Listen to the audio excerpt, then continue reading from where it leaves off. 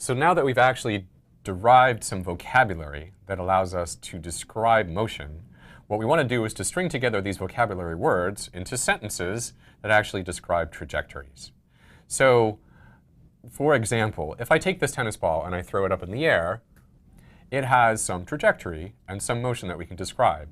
If I instead take it and drop it, that's an entirely different thing.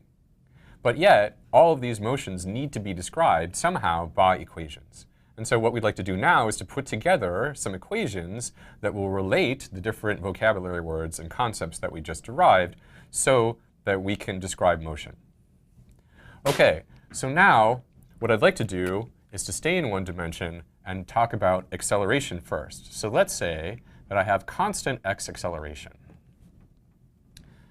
Now, we know that we just defined the relationship between acceleration, velocity, and time. And we know that this is equal to the change in velocity over the change in time. And so this is equal to v final minus v initial divided by t final minus t initial. And so what we'd like to do is to take this equation, where I still have acceleration here on the side, and relate this to a description of velocity as a function of time. And so what we'd like to do then is I'm interested in the final velocity after something happens. So we're going to redefine final velocity to just be v here. And let's say that I start my motion at time t equals 0, so that the initial time is equal to 0.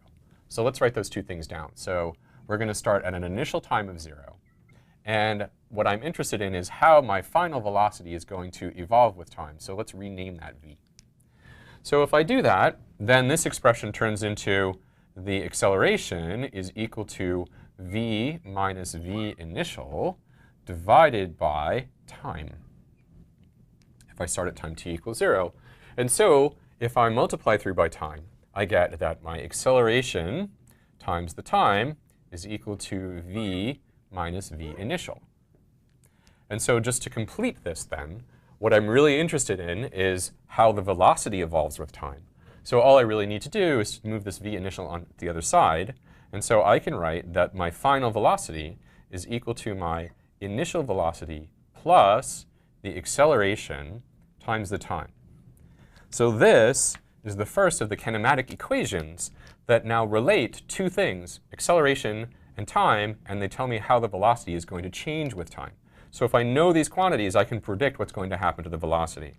So this is one of our main kinematic equations.